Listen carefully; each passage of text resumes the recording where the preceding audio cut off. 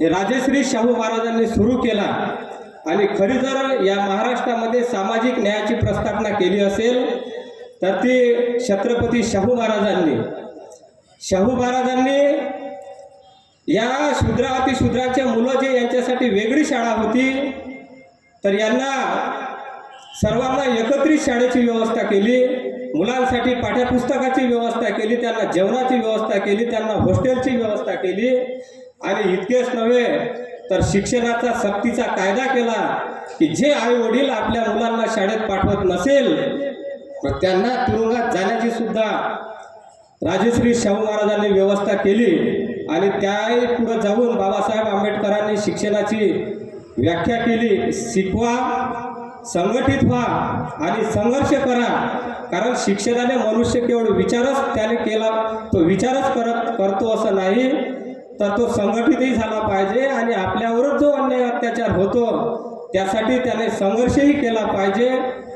आणि बाबासाहेब आंबेडकरांनी संविधानाच्या कलम 19 नुसार या देशातल्या सर्व बहुजन समाजाला जात पात लिंग धर्म यासारखे कुठलेही भेदभाव न करता प्रत्येकाला शिक्षणाचा अधिकार मिळवून दिला आणि पीपल एज्युकेशन सोसायटीची निर्मिती करून उच्च दर्जाची शिक्षण व्यवस्था सुरू केली। त्याच्याचपासून प्रेरणा घेऊन विदर्भामध्ये भाऊसाहेब पंजाबराव देशमुख यांनी शिवाजी शिक्षण संस्थेची स्थापना करून शिक्षणाची गंगा बहुजनाच्या दारापर्यंत आणली आणि त्याचबरोबर मराठवाड्यामध्ये सुद्धा रयत शिक्षण कर्मवीर भाऊराव पाटलांनी रयत शिक्षण संस्थेची स्थापना करून कमवा आणि शिकवा ही व्यवस्था उपलब्ध करून दिली। आणि अशी ही व्यवस्था सुरू असताना 2014 पासून जे सरकार या देशामध्ये आलं यांनी शिक्षणामध्ये हस्तक्षेप सुरू केला। त्यांनी शिक्षणामध्ये हस्तक्षेप का सुरू केला तर प्राध्यापक माननीय उत्तम कांबळे म्हणतात की जी सत्ता तिला अधिक काळ टिकायचं असते तर ती स्वतःची आपली संस्कृती तयार करते आणि ती संस्कृती शिक्षणाच्या माध्यमाने घराघरात पोहोचली पाहिजे, म्हणून ती शिक्षण व्यवस्थेमध्ये हस्तक्षेप करते। आणि म्हणून ही जी 2014 पासूनची जी शासन व्यवस्था जी आपल्या देशामध्ये आली आहे म्हणून हिने आपल्या देशामध्ये शिक्षणामध्ये हस्तक्षेप करायला सुरुवात केली आणि 2020 मध्ये जो नवीन राष्ट्रीय शैक्षणिक धोरणाचं त्यांनी विधेयक सादर केलं आणि त्या विधेयकानुसार 2ऱ्या वर्गापासून तर 12वी वर्गाच्या मुलांना मनुस्मृती, रामायण, महाभारत, ते मनाचे श्लोक यासारखे अभ्यासक्रमामध्ये टाकले आणि म्हणून शिक्षणात म्हणू येणं म्हणजे संविधान आपोआप बाजूला जाणं होय। आणि दुसरा जो विषय आहे UGCचा, हा UGC मध्ये सुरुवातीला 2012च्या रेग्युलेशनमध्ये SC आणि ST होता, परंतु यामध्ये OBC समाविष्ट केल्याच्यामुळे इच्छा वर्णीयाच्या पोटामध्ये दुखायला लागलं आणि ते मुठभर लोक विरोध करण्यासाठी ते रस्त्यावर उतरले आणि सर्वोच्च न्यायालयाने याबाबत नोंद घेऊन या विधेयकाला रोख दिली।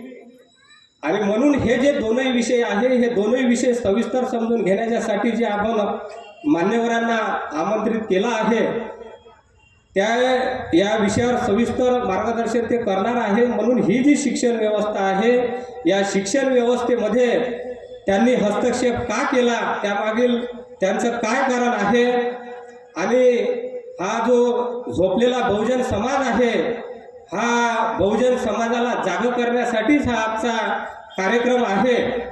एवढे बोलून मी माझे लांबवलेले प्रास्ताविक इथे थांबवतो, आपली रजा घेतो। जय भीम, जय भारत।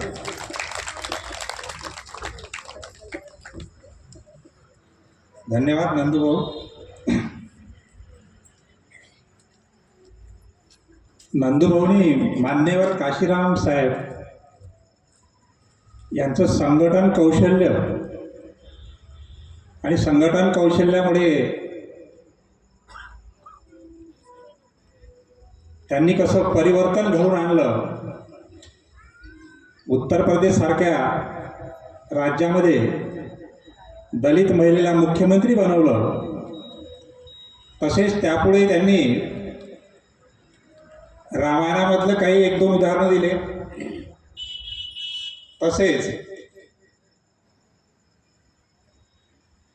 एक क्रमच त्यांनी सांगितला की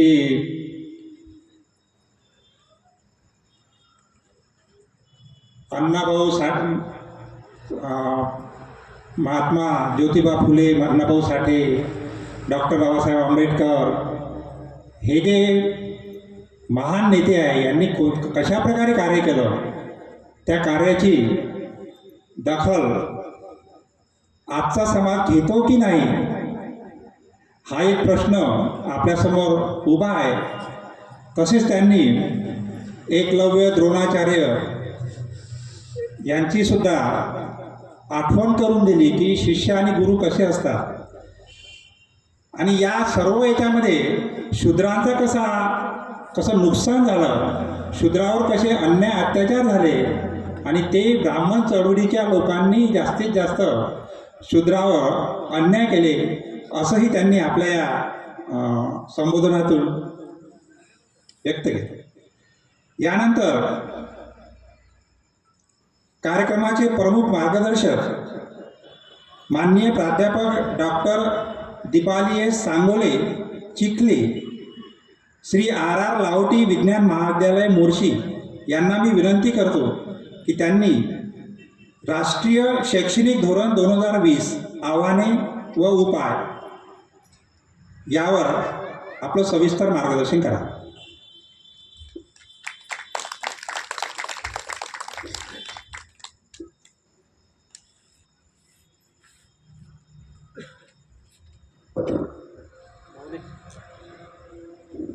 शांतीचा संदेश देणारे तथागत गौतम बुद्ध ज्या काळामध्ये जगणं दुरापास्त होतं, तिथे शिक्षणाच्या माध्यमातून पशुवत जगणाऱ्या माणसाला माणूस म्हणून त्याच्या अस्तित्वाची जाणीव करत, ज्ञान प्रवाहात आणत, इथे प्रत्येकाचा उद्धारक होणारे घटनातज्ञ डॉक्टर बाबासाहेब आंबेडकर यांनाही या ठिकाणी वंदन करते. स्वतःच्या पोटाला चिमटे घेत, फाटकी वस्त्र परिधान करून, पोटची पोरं गेली असतानाही परदेशात असणाऱ्या आपल्या पतीला आर्थिक सहाय्य देत समाजोद्धाराचं कार्य करण्यात मोलाचा वाटा असणाऱ्या आई रमाई यांनाही या ठिकाणी वंदन करते.